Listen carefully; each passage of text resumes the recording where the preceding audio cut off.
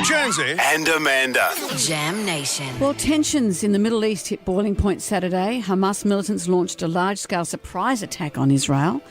The Israeli Prime Minister has said the country is, quote, at war, so fears are mounting things will get worse before they get better. To give us the latest is Channel 7's news correspondent David Woiwod. David, hello.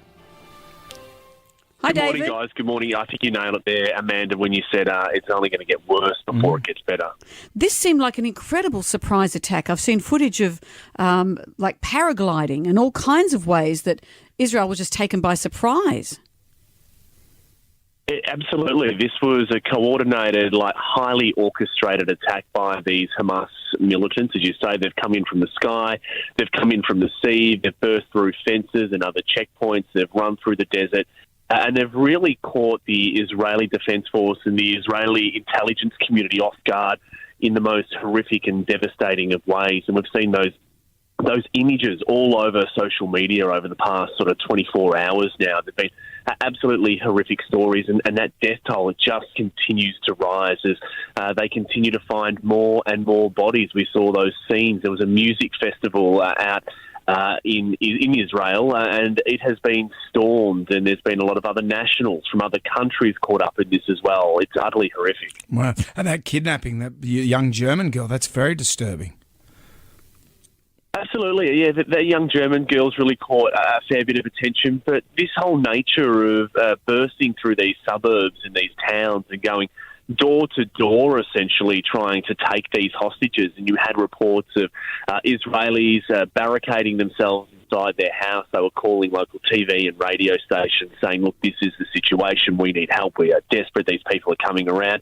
And then reports of them burning the houses, trying to smoke them out so they could take those hostages, because really that is in many ways the stock in trade of these Hamas militants. They want to take as many of these hostages as they can. It gives them a fair bit of leverage over the Israeli government. We know that Israel takes the issue of hostages incredibly seriously.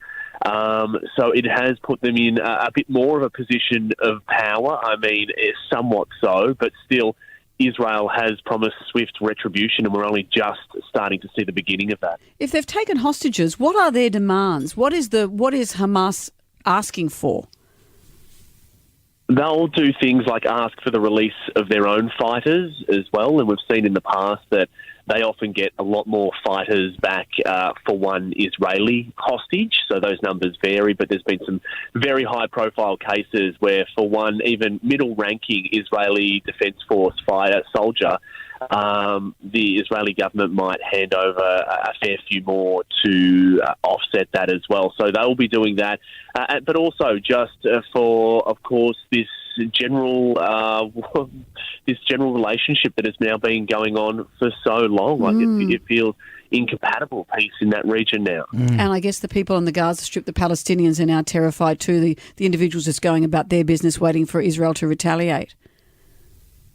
Right, so you've got these Hamas fighters, and they're embedded in this tiny strip of land in Gaza Strip. It is highly populated. It is incredibly dense. So the picking off just of those operatives is incredibly hard. Israel knows that, and they've sort of made no apologies about that. They've said they're going to go in, and they're going to go in incredibly hard, and it will be entirely likely that there will be huge numbers of civilian casualties in this. Now, we've seen the Israeli government really pushing this narrative now over the past sort of 24 hours, saying things like, if you are supporting Israel now while it is a victim, well, then you need to support Israel when it is the victor. So essentially that's sort of just laying that groundwork, setting that expectation now that this is going to be a ferocious revenge mission by the Israeli government.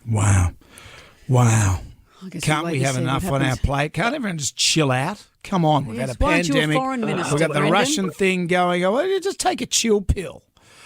David, thank you. I know, there's so much going on at the moment. There's too much going on, and just on top of that as well, guys, the US government have also just moved huge numbers of US Navy military strike groups into the region as well. So they're saying they're not operational at the moment. It's there as a deterrent to stop these other actors, because there are so many other actors. Hezbollah, you've got Iran as well.